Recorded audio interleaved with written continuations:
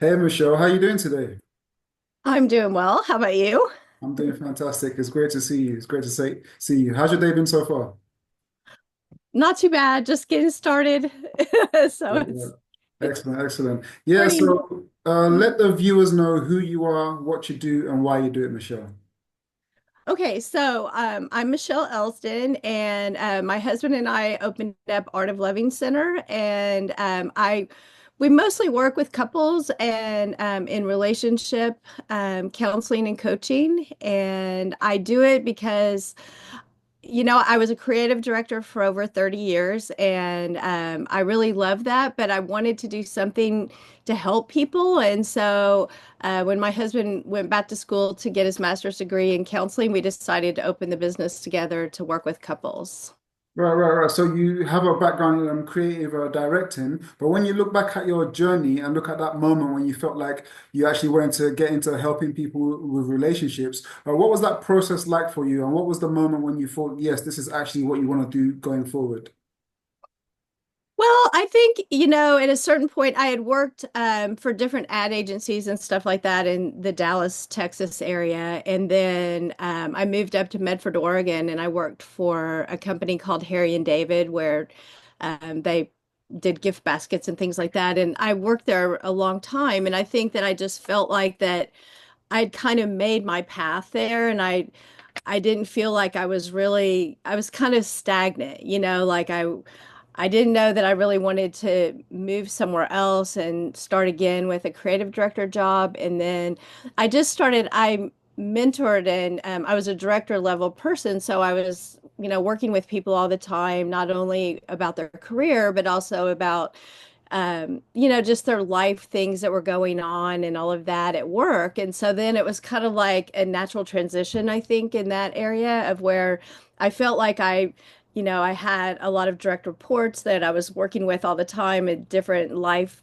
changes and things that were going on. And so it was somewhat of a natural transition for me. Yeah, yeah, I definitely understand that. We all have that kind of process where it's transferable skills. Like we're doing one thing in one area, and then it makes sense in another area as we move forward with our lives. Talking about our lives, we've all had a different struggles, and when it comes to relationships, when we look at previous relationships, and we navigate through those to get to where we are now. So, what would you say some of your struggles have been in previous relationships, and how did you navigate through those to get to where you are now? Well, I would say, you know, I I didn't date a ton, but I got married at a fairly young age. I was 22, and I was married with my first husband for 26 years. And I think the thing is that you have a tendency to take your partner for granted, and so the business of life kind of gets in the middle of everything. And so then what happens is everything else becomes a priority. So whether it's like your job or your children or, remodeling a home or, there's a million things that can happen. But I think, some things that I learned or just that you need to still have those date nights. You need to still make your partner a priority. And I think that that's where I kind of fell short in like that previous relationship. Not really realizing it because you're just kind of moving so fast and particularly if you have kids and they start getting involved in everything and you just all of a sudden you become roommates instead of, romantic partners. Right, right, So, right. So you said you was married to your previous husband for 26 years, did you say? yes. Yeah, so like that's a long period, and you said you missed on out on certain things in terms of taking things for granted, and like maybe after the relationship is when you became aware of certain things that could have been different, right? So in that period after that long relationship, what was it like for you to before you got into a new relationship? That period in time, and how did you process like the kind of transition in your life in that period? Well, I think it's important to kind of, when you have that transition to kind of think about like what are your core values and like what is it that's important to you and then trying to then as you work through that, then you start thinking about what does that look like for a new relationship, for a new partner. And I think that's where a lot of times we can make a mistake where we kind of just get infatuated with someone and we kind of forget about those things. And so I think for me that was really important work is to find those core values for myself and then to kind of make sure that the person that I wanted to have more of a permanent partnership with had sort of aligned in those core values. Like you can date a bunch of people and have fun and do all kinds of stuff like that, but I think when it comes down to having that relationship that you want to move forward with, that you want to make sure that you're aligned in those things. Yeah, yeah, for sure. Now, there are a lot of people that go through a similar thing where they've come out of a long-term relationship that didn't work out, and they kind of feel stuck because, like, they kind of feel this sense of shame and upset about their relationship that didn't work out in that period, especially when it's fresh, and they don't know how to move forward. Like, so, like I said, they kind of feel stuck. So, what would you say to them in terms of how they can move forward with their life when they're going through that period of feeling stuck after a failed relationship? Um, I think that, first of all, you have to look at the relationship that you had and think about like the positives, like, that there were definitely some positives in that relationship and that some things that you learned and, growth that you had, and maybe, you were just young and, didn't really think about everything or whatever. So it's not really about beating yourself up and thinking about all the negatives about why did I do this, or this is my fault or it's the other person's fault or whatever. It's not really productive to do that. It's more productive to just think about, hey, like this is what I've learned. These were some positives. How can I move forward? What are some, self-interest that I have that I've been putting aside? Like a lot of people don't have a lot of self-care in a relationship. So sometimes it's really important to find out what's my hobbies, what do I like to do? Do I like to hike? Do I like to um, draw? Do I like to do pottery? All of those type of things. Like, what is it that I like to do? And then, sometimes when you do that, you end up kind of naturally finding someone else versus like on the dating sites and all that, where you're doing I think it's the swiping and all that kind of stuff now. I haven't done that in a long time. But anyway, yeah, so I think it's finding yourself first and really finding the positives and what is the growth that I can go forward with and what did I learn from last time? Right, right. No, it's excellent that you mentioned hobbies because, like, is a way for people to really be themselves and find other people that are being themselves who share a similar hobby by doing different activities when they go out and about and things like that.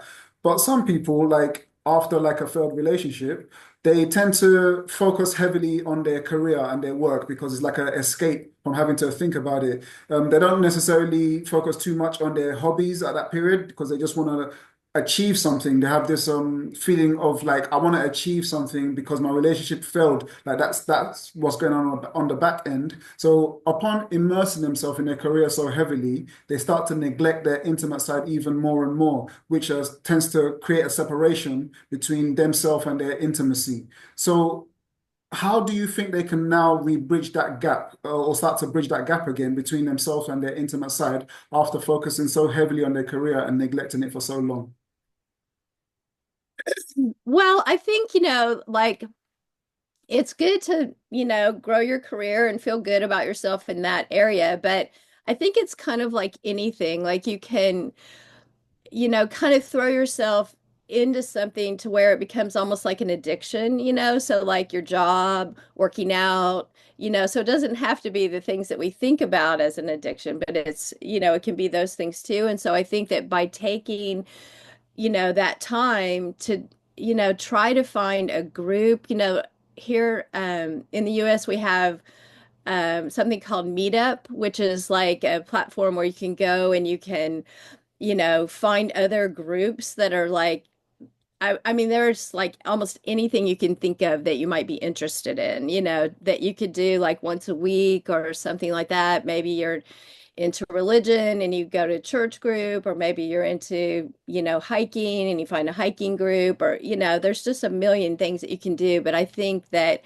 pulling yourself away from your job, it kind of makes you show up better at work, honestly. Like if you're just like focusing, you just become kind of like tunnel vision. And so if you can pull yourself away and kind of have some different experiences, I think it helps you perform better at work.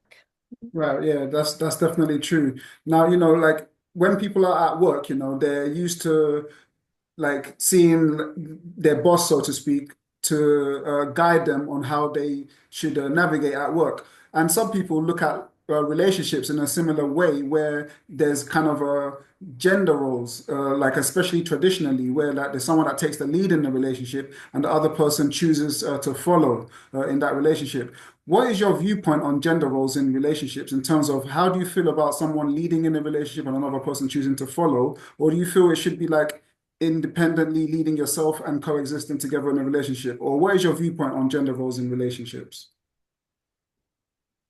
I think that it's more about like extrovert and introvert type people, and so sometimes it's sort of a relief for whatever gender it is, that one person is like a little bit more extroverted and they kind of take the lead and it's kind of their gift that they're really good at. Right, And, where maybe the other person is more thoughtful and then they have more of a contribution in more of an organizational way, or, um, just in kind of the back part of the relationship where they're doing a lot of things outside of the viewpoint, and so I think that's where, you could kind of look at it more as like what are the strengths that each person brings to the relationship, and how can they be a team? Because I think the bad thing about being just an individual in the relationship only is that you start to do that parallel thing that I was talking about earlier. So you want it to be a we and an us, and whatever that looks like for you as a couple, I think that's where you need to go forward and kind of talk about it. Like, you're really great at finance and I suck. So you're going to be the one that, leads that. And then you're really great at cooking. And so why don't you head that up and maybe I'll help grocery shop, So you just kind of sit down together and talk about those things and try not to build resentment. Like if you feel frustrated about some of it, then sit down and talk about how can we, do these chores a little bit better, these tasks, whatever it is, right, right. as a team. Right. So would you say it's more to do with complementing each other's strengths and leading in the areas that each one is strong in to benefit the other? Would you say that's accurate? Yes, absolutely. Excellent, Yeah. excellent, excellent. Yeah, and some people they look at that whole situation in a relationship where they don't necessarily want to lead, they don't want to be led, and they're not sure how to navigate that. So they start looking at different relationship dynamics and to see like where they can fit in, and they start looking at things like non-monogamy as opposed to monogamy and seeing if that's a better fit for them. What is your view on monogamy versus non-monogamy in that context? Well, I think it needs to be, a conversation with both people in the relationship. If you've had like a monogamous relationship and then you decide to kind of open it up and you're both on board, then that's great. Then you can talk about like, okay, so what does that look like for both of us? And also like understanding the terminology, because there's a lot of terms out there that swinging versus like an open relationship, and everybody has sort of their idea of like what that is, polyamorous, and so when you first, I think you need to talk about like what those terms mean to you, so that because I've seen a lot of couples get stuck in what they thought we were talking about and the other person thought they were talking about, but we weren't really talking about the same thing, Right. So it's kind of aligning that and then setting your boundaries as a couple. What are the boundaries that we have for, extending out a non-monogamy, relationship? how, what are the boundaries and really being good about sticking to them. I can't tell you how many times that I've seen couples, they start out and they get really gun ho and it opens up Pandora's box and then they can't close it, and then Right. it becomes like hard to, one person kind of goes a little bit too far and breaks the boundaries and then it's a problem. So you really want to start slow, you really want to set those boundaries and you want to make sure that you're talking about the same thing. Right, right. And like there are people that are interested in opening up Pandora's box, like you mentioned. Maybe they're coming from a monogamous relationship, but they don't know how to have this conversation with their partner about opening up the relationship. They're afraid that if they mention something, they're going to destroy the relationship. But they do have a desire to open up the relationship possibly and have that conversation with their partner. In what ways can they start to have that conversation with their partner without necessarily destroying the relationship?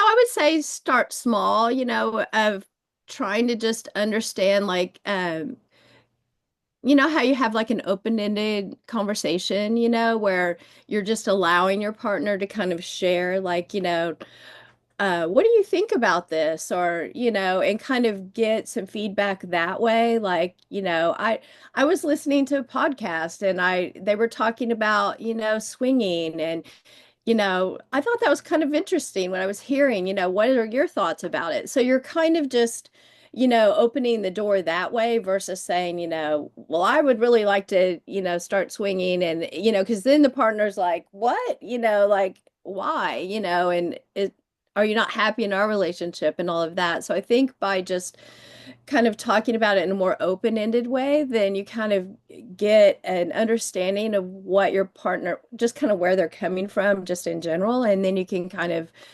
branch into more about talking about it. Yeah, yeah, for sure, sure. Like some people will be like, like you mentioned, some people will say, "Are you not happy about our relationship?" when it gets brought up, right?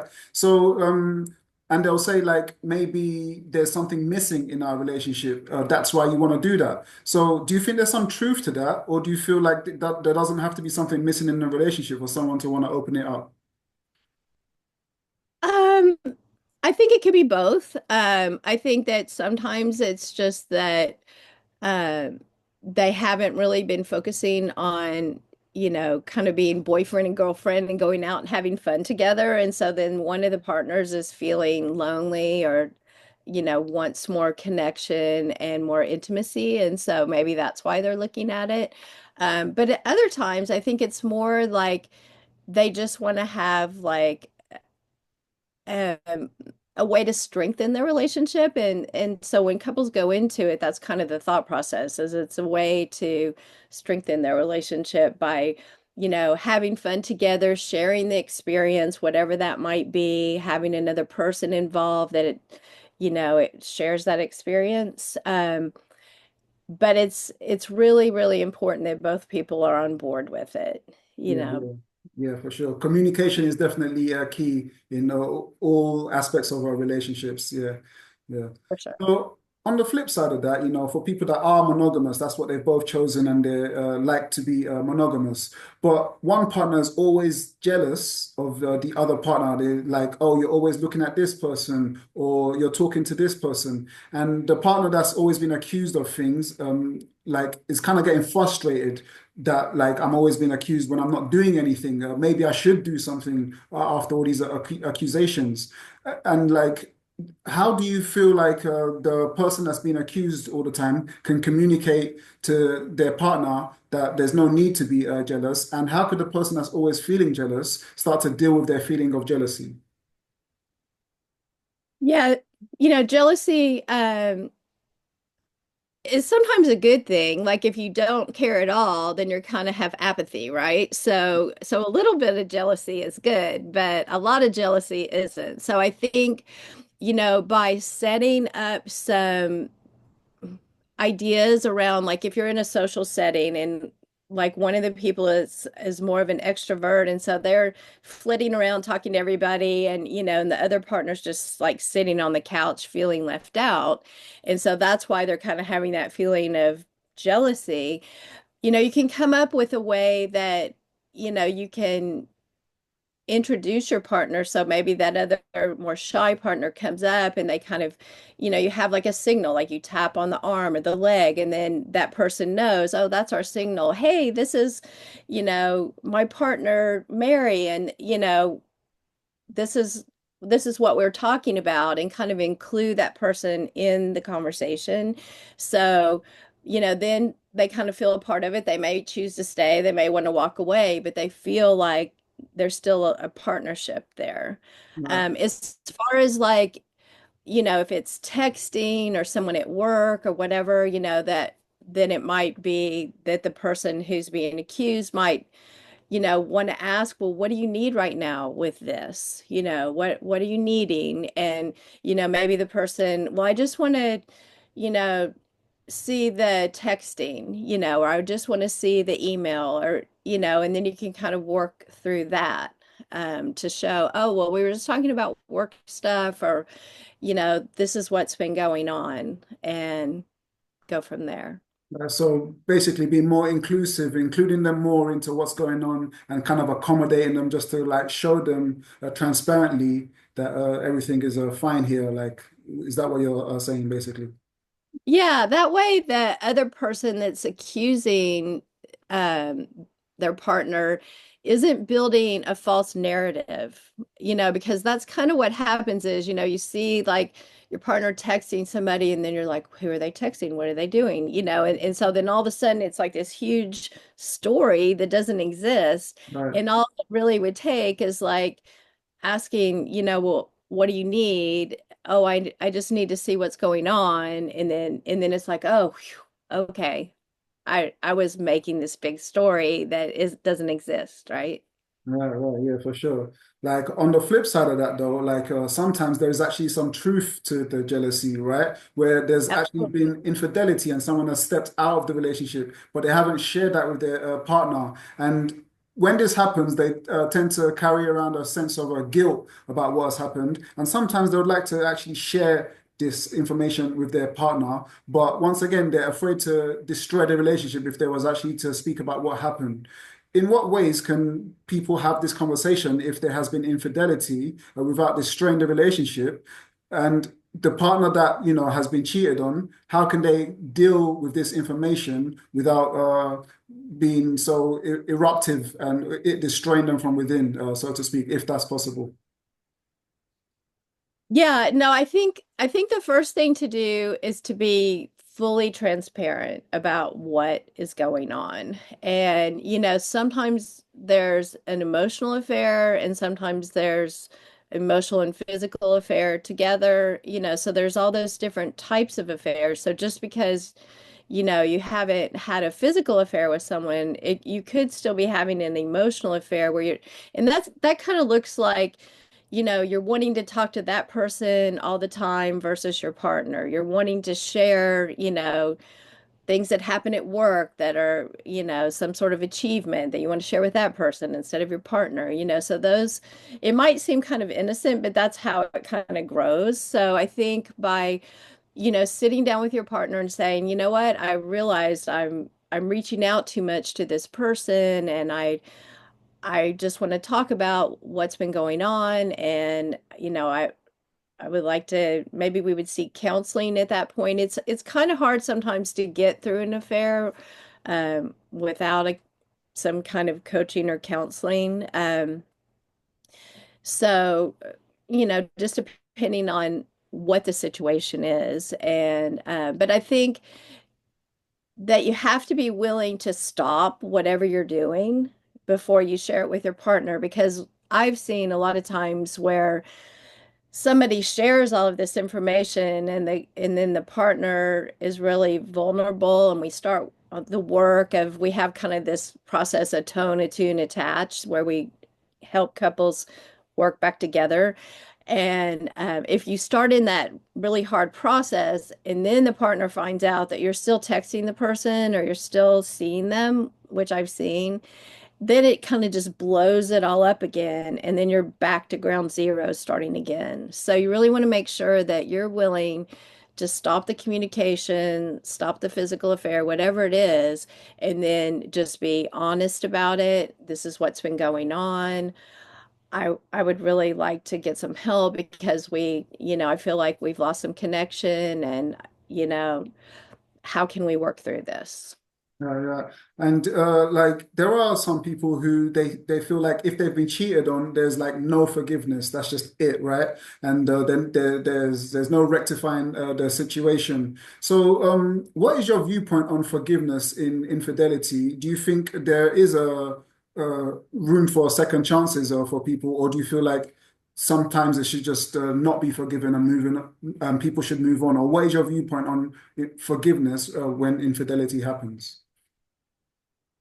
Um, I think, well, first of all, forgiveness is for you. It's not for the other person. And so the way that I kind of describe it is like, everybody walks around with this little backpack on in life, and then somebody does something harmful to you, and they put like all these rocks or bowling ball or something in your backpack. And so then you're just walking around with this heavy weight. And so if somebody says, you know, they're truly sorry and I had an affair, I'm so sorry, then they've kind of gotten all that out of their backpack, but you're still carrying it all, right? So forgiving somebody is really for yourself, just to get rid of that weight. And then you can decide, what are my boundaries with this person going forward? Do I just cut them off? Do I, want to stay with them and try to work it out? And, I really think it depends on the couple. Like I've seen, and it's kind of bad to say, but in probably about 85% of the cases that I've seen, affairs have actually been good for the relationship, not bad, because it helps open up the can of worms and helps, if they've been pushing all this stuff under the carpet, it kind of blows it all up. And then it's like, okay, we need to start again. We need to figure out what's going on here. How can we make this better? And if they're both willing to do that, then yeah, I think that moving forward in the relationship after forgiveness is given and the other person has come clean with everything and they've stopped whatever they're doing, then yeah, if it's something that the person isn't being truthful and they've been doing it over and over again, then it might be time to just move on.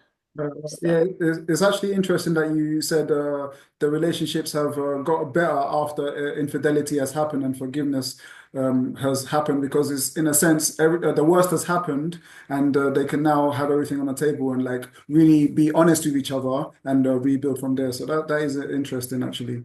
Yeah. yeah. So looking at brand new relationships, like sometimes when people get into a brand new relationship, they're feeling a lot of butterflies, a lot of chemistry that they're feeling to the point that they really want to immerse themselves into this brand new relationship. But some people, upon immersing themselves in a new relationship, they start to lose their sense of self in the process. So, how can people immerse themselves into a new relationship without necessarily losing their sense of self in the process? um I think that by having some, initial like boundaries of how much you want to immerse yourself and like still, continuing to go out with your friends, do stuff with your clubs or, whatever, that you're not giving it all up for this person. And if that person is demanding that, then you might want to reconsider like why, like are they not wanting me to have friends or not wanting me to be a part of a group or whatever, then that person's probably insecure and maybe it's not the best relationship for you. But, so I think just kind of starting slow, and if you find yourself like, oh my gosh, we're seeing each other every day and every weekend and I feel like I'm exhausted, like I don't have any free time, then I would just be honest and just say, you know what, I love being with you, I'm having such a great time, but I've noticed lately that I've needed a little bit of personal space. I have some friends that want to go on a hike. I'm going to go do that, or this weekend, and I'll see you on Monday, or whatever. Yeah, yeah, fantastic, fantastic. Yeah, so Michelle, thank you so much for coming on. Thank you for everything that you've shared. Where could people find you, find out more about you, and find out more about what you do? So you can find me on artoflovingcenter.com. That's our website. And that just you can make an appointment. We have like a live calendar, so you can just go in and make an individual appointment or a couple's appointment, and go from there. Or if you wanted to just talk to me, 425-358-8558, and just ask me some questions about, what type of coaching. We use the Gottman method. I can kind of talk a little bit about that, and um, just I'm more than happy to talk to anybody that wants to give me a call and just tell me about their situation and if we would be a good fit. Excellent, excellent. And Yeah. for the viewers, all her socials will be in the description, so you can contact Michelle and find out more about what she does as well. Once again, Michelle, thank you so much for coming on. Any final words before we wrap up? Um, I really appreciate the opportunity and thank you so much. And just remember to not lose yourself in the relationship, like you were saying, and to really discover what your core values are before you jump into a relationship and make sure they're aligned with that person. It's Excellent, very excellent. important. For sure, for sure. Thank you, Michelle.